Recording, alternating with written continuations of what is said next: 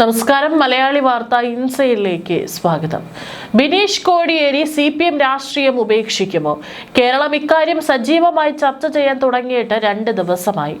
MV Govindan Pinarayi വിജയന്റെ നിർദ്ദേശം നടപ്പിലാക്കാൻ കിണഞ്ഞ് ശ്രമിക്കുന്നതിനിടയിൽ കണ്ണൂരിലെ CPM പാർട്ടിയുടെ പ്രിയപ്പെട്ട സെക്രട്ടറിയായിരുന്ന കോടിയേരിയുടെ മകനോട് പകരം വീട്ടുന്നതിൽ അസ്വസ്ഥരാണ്. കണ്ണൂരിൽ CPMന്റെ അച്യുതണ്ടിന് കാര്യമായ തകരാർ സംഭവിച്ചിരിക്കെ നീക്കങ്ങൾ സശ്രദ്ധം വീക്ഷിക്കുകയാണ് BJP. കണ്ണൂരിൽ CPMന്റെ തകർച്ച ആസന്നമായിരിക്കെയാണ് ബിനീഷ് കോടിയേരി കലാപക്കൊടി ഉയർത്തിയത്. ബിനീഷ് കോടിയേരിക്ക് അംഗത്വം നൽകുന്നത് സംസ്ഥാന നേതൃത്വം പരിശോധിച്ചിട്ട് മതിയെന്ന CPM സംസ്ഥാന സെക്രട്ടറി MV ഗോവിന്ദൻ നിർദ്ദേശം നൽകിയ വാർത്ത കഴിഞ്ഞ ദിവസം പുറത്തു വന്നിരുന്നു. ബിനീഷ് കോടിയേരിക്ക് അംഗത്വം നൽകാത്തത് സംബന്ധിച്ചുള്ള വിമർശനങ്ങൾക്ക് മറുപടിയായാണ് MV ഗോവിന്ദന്റെ പ്രതികരണം. ബിനീഷിന് അംഗത്വം നൽകണമെന്ന് പറയുന്നവർ ഫലം വന്ന ശേഷം അദ്ദേഹം ഇട്ട കുറിപ്പ് ശ്രദ്ധിച്ചിരുന്നോ എന്നും അതും നോക്കി വേണം അംഗത്വം നൽകണമെന്ന് ആവശ്യപ്പെടാനെന്നും ഗോവിന്ദൻ തിരുവനന്തപുരം ജില്ലാ കമ്മിറ്റിയിൽ വിമർശിച്ചു. പിണറായി വിജയനെ പ്രതിപക്ഷ നേതാവായി തെരഞ്ഞെടുത്തതിൽ പുനഃപരിശോധനയില്ലെന്ന് സംസ്ഥാന സെക്രട്ടറി നേരത്തെ വ്യക്തമാക്കിയിരുന്നു. PBയുടെ അംഗീകാരം വാങ്ങിയിരുന്നതായും പാർട്ടി യോഗങ്ങളിൽ വിമർശനം എന്നത് മാധ്യമ സൃഷ്ടിയാണെന്നും ഗോവിന്ദൻ പറഞ്ഞു. സെക്രട്ടറിക്ക് നേരെയുള്ള വിമർശനങ്ങൾ സംബന്ധിച്ച ചോദ്യത്തിന് ഞങ്ങളെയല്ലാതെ പിന്നെ ആരെ വിമർശിക്കുമെന്നായിരുന്നു ഗോവിന്ദന്റെ മറുപടി. അതേസമയം ഇന്നു മുതൽ താഴെ കമ്മിറ്റികളിലെ തീരുമാനങ്ങൾ വിലയിരുത്തും. പിണറായിക്കെതിരെയുള്ള വിമർശനങ്ങളാണ് ബിനീഷും നടത്തിയത്. നിയമസഭാ തെരഞ്ഞെടുപ്പിൽ LDFന് നേരിട്ട പരാജയത്തിന് പിന്നാലെയാണ് CPM മുൻ സംസ്ഥാന സെക്രട്ടറി കോടിയേരി ബാലകൃഷ്ണന്റെ മകൻ ബിനീഷ് കോടിയേരി ഫേസ്ബുക്ക് പോസ്റ്റുമായി രംഗത്തെത്തിയത്. പുഷ്പനെ കാണാൻ അദ്ദേഹത്തിന്റെ വീട്ടിൽ കോടിയേരി എത്തിയ ചിത്രത്തിനൊപ്പം ഒരേയൊരു കോടിയേരി എന്നെഴുതിയ പോസ്റ്റാണ് സമൂഹ മാധ്യമങ്ങളിൽ പങ്കുവച്ചിരുന്നത്. അതേസമയം തെരഞ്ഞെടുപ്പിൽ കഴിഞ്ഞ തവണ 99 സീറ്റ് ലഭിച്ച LDFന് ഇത്തവണ 35 സീറ്റാണ് ലഭിച്ചത്. നിയമസഭാ തെരഞ്ഞെടുപ്പിൽ ഇടതുമുന്നണിക്ക് നേരിട്ട ദയനീയ പരാജയത്തിന് പിന്നാലെ പ്രതികരണവുമായി CPM സംസ്ഥാന സെക്രട്ടറി MV ഗോവിന്ദനും രംഗത്ത് വന്നു. സംസ്ഥാനത്തുണ്ടായത് പ്രതീക്ഷിക്കാത്ത തിരിച്ചടിയാണ്. പാർട്ടിയുടെ ശക്തി കേന്ദ്രങ്ങളിൽ നിന്ന് വോട്ടുകൾ ചോർന്നത് ഗൗരവത്തോടെ കാണുന്നു. കാരണങ്ങൾ പരിശോധിക്കുമെന്നും അദ്ദേഹം പറഞ്ഞിരുന്നു. മുൻ തെരഞ്ഞെടുപ്പിലെ പരാജയത്തിന് പിന്നാലെ തിരുത്തൽ പ്രക്രിയകൾ നടന്നെങ്കിലും അവ ഫലപ്രദമായില്ല എന്നതിൽ പാർട്ടിക്കുള്ളിൽ വിമർശനം ഉയരുന്നതിനിടെയാണ് ഗോവിന്ദന്റെ പ്രതികരണം. ജനപിന്തുണ വീണ്ടെടുക്കാൻ പാർട്ടി സംഘടനാപരമായ മാറ്റങ്ങൾ കൊണ്ടുവരും. ഓരോ മണ്ഡലത്തിലും പ്രദേശത്തും എന്ത് സംഭവിച്ചു എന്ന് പരിശോധിച്ച ശേഷം പരാജയത്തിന്റെ അടിസ്ഥാനം വ്യക്തമാകൂവെന്നും അദ്ദേഹം പറഞ്ഞു. കണ്ണൂരിലെ പാർട്ടിയുടെ ഉരുക്കുകോട്ടകൾ തകർന്നടിഞ്ഞത് നേതൃത്വത്തെ അമ്പരിപ്പിച്ചിട്ടുണ്ട്. മുമ്പും തിരിച്ചടികൾ ഉണ്ടായിരുന്നെങ്കിലും ഇത്തവണത്തെ ആഘാതം വലുതാണ്. വോട്ടുകളുടെ ഏകീകരണം പരാജയത്തിന് പിന്നിലുണ്ടോ എന്ന ചോദ്യത്തിന് അതും പരിശോധനയുടെ ഭാഗമാണെന്നായിരുന്നു മറുപടി. പരാജയത്തിൽ നിന്ന് പാഠങ്ങൾ ഉൾക്കൊണ്ട് പാർട്ടിയെയും മുന്നണിയെയും ദിശാബോധത്തോടെ തിരികെ കൊണ്ടുവരുമെന്നും അദ്ദേഹം ഉറപ്പു നൽകി. ബിനീഷ് കോടിയേരി പാർട്ടിയിൽ സജീവമാക്കാതെ മാറ്റി നിർത്തിക്കുന്നത് എന്തിനെന്നും തിരുവനന്തപുരം ജില്ലാ കമ്മിറ്റിയിൽ ചോദ്യമുയർന്നു. ജില്ലാ കമ്മിറ്റിക്ക് കീഴിലെ ബ്രാഞ്ചിൽ മുമ്പ് അംഗമായിരുന്നു ബിനീഷ്. സമൂഹ മാധ്യമങ്ങളിൽ ഉൾപ്പെടെ പാർട്ടിയെ ശരിയായ രീതിയിൽ പ്രതിരോധിക്കുന്നുണ്ടെങ്കിലും പ്രവർത്തിക്കാൻ പാർട്ടി അവസരം നൽകുന്നില്ലെന്നും ജില്ലാ കമ്മിറ്റിയിൽ വിമർശനമുയർന്നു. കോടിയേരി ബാലകൃഷ്ണൻ സെക്രട്ടറിയായിരിക്കെ സംഘടനയെ നയിച്ചതുപോലെ ഇപ്പോഴത്തെ നേതൃത്വത്തിന് കഴിയുന്നില്ലെന്നും വിമർശനമുണ്ടായി. ബിനീഷ് കോടിയേരിയെ തിരുവനന്തപുരത്തെ സാംസ്കാരിക പരിപാടിക്ക് ക്ഷണിച്ച ശേഷം പിന്നീട് ഒഴിവാക്കിയതാണ് ജില്ലാ കമ്മിറ്റിയിൽ ഈ വിഷയം ഉയരാൻ കാരണം. കഴിഞ്ഞ ലോക്സഭാ തെരഞ്ഞെടുപ്പ് സമയത്ത് തിരുവനന്തപുരം ജില്ലയിൽ സംഘടിപ്പിച്ച സാംസ്കാരിക പരിപാടിക്ക് ബിനീഷ് കോടിയേരിയെ ക്ഷണിച്ചിരുന്നു. ഇതേക്കുറിച്ച് അറിയിച്ച് തലസ്ഥാനത്തെ പ്രധാന നേതാവ് ബിനീഷിനൊപ്പമുള്ള ചിത്രം പങ്കുവച്ചതോടെ ഒഴിവാക്കാൻ പാർട്ടി നിർദ്ദേശിക്കുകയായിരുന്നു. ഇവരോടൊക്കെയാണ് സൗഹൃദമെന്നും അന്ന് ജില്ലാ നേതൃത്വത്തിലുള്ള നേതാക്കന്മാരിൽ ഒരാൾ ഫോട്ടോ പങ്കുവച്ച നേതാവിനോട് ചോദിക്കുകയും ചെയ്തിരുന്നു. നിയമസഭാ തെരഞ്ഞെടുപ്പിൽ തിരുവനന്തപുരത്ത് ചില സ്ഥാനാർത്ഥികൾക്ക് വേണ്ടി ബിനീഷ് പ്രചാരണത്തിൽ ഇറങ്ങിയെങ്കിലും ഔദ്യോഗിക പ്രചാരണത്തിന് CPM ക്ഷണിച്ചിരുന്നില്ല. പിണറായിയും ഗോവിന്ദനും ഏറെ നാളായി കോടിയേരിയുടെ കുടുംബത്തിനെതിരെ തിരിഞ്ഞിരുന്നു. കോടിയേരി ബാലകൃഷ്ണന്റെ ഭാര്യ വിനോദിനിയുടെ സഹോദരനെ ട്രിവാൻഡ്രം ക്ലബിലെ പണം വെച്ച് ചീട്ടുകളിയിൽ പിടികൂടിയത് CPM നിർദ്ദേശപ്രകാരമായിരുന്നു. മനോരമ ഓൺലൈനിൽ വിനോദിനി നൽകിയ അഭിമുഖം പ്രസിദ്ധീകരിച്ച് മണിക്കൂറുകൾക്കകം വിനോദിനിക്ക് പണി കൊടുക്കാൻ CPM തീരുമാനിച്ചു. ഇക്കാര്യത്തിൽ മുഖ്യമന്ത്രിയുടെ ഓഫീസും AKG സെന്ററും ഒരേ മനസ്സോടെയാണ് പ്രവർത്തിച്ചതെന്നും കോടിയേരി ഭക്തർ വിശ്വസിക്കുന്നു. കോടിയേരിക്ക് തലസ്ഥാനത്ത് പൊതുദർശനം നടത്തിയില്ലെന്ന് മാത്രമല്ല വിനോദിനി പറഞ്ഞത്. CPM-നെ പ്രതിക്കൂട്ടിലാക്കുന്ന നിരവധി പരാമർശങ്ങൾ വിനോദിനി നടത്തി. കോടിയേരി ഒരിക്കലും ഇത്തരത്തിൽ സംസാരിച്ചിട്ടില്ല. കോടിയേരി ഉണ്ടായിരുന്നെങ്കിൽ വിനോദിനിയും ഇത്തരത്തിൽ സംസാരിക്കുമായിരുന്നില്ല.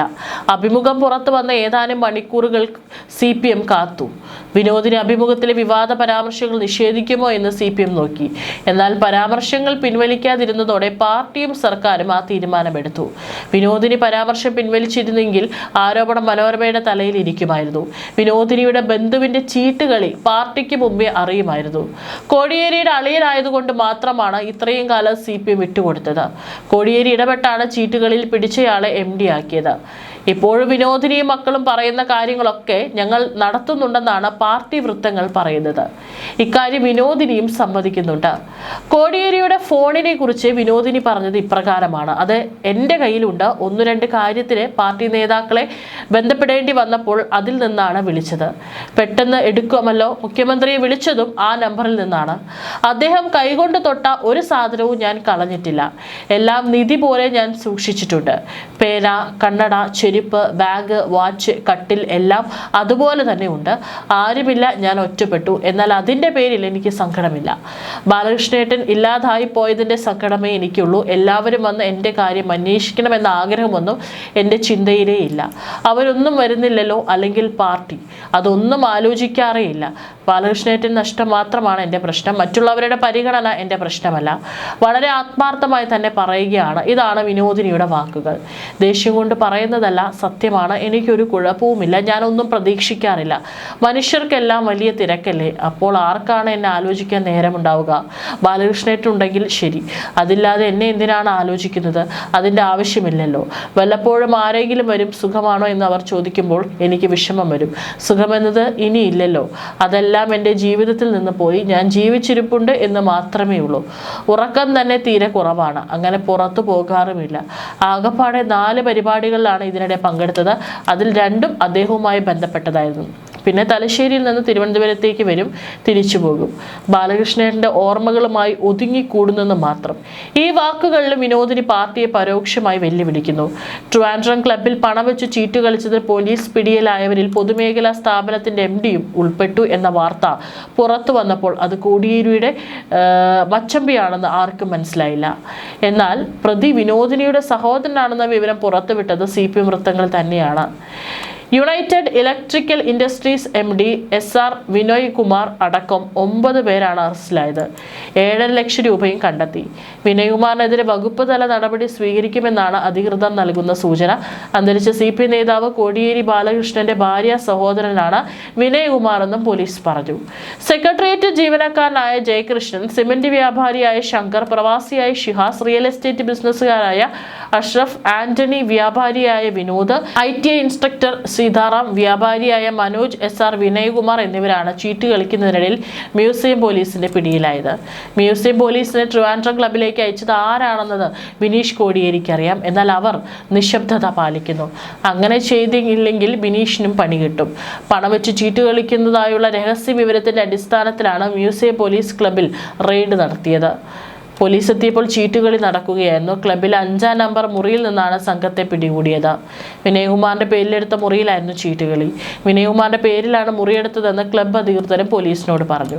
കോടിയേരി ബാലകൃഷ്ണന്റെ പൊതുദർശനം സംബന്ധിച്ച് ഭാര്യ വിനോദിനി ബാലകൃഷ്ണൻ നടത്തിയ പരാമർശത്തിൽ പ്രതികരണവുമായി CPM സംസ്ഥാന സെക്രട്ടറി MV ഗോവിന്ദൻ രംഗത്ത് വന്നതും കാര്യങ്ങളെ കൂടുതൽ ഗുരുതരമാക്കി.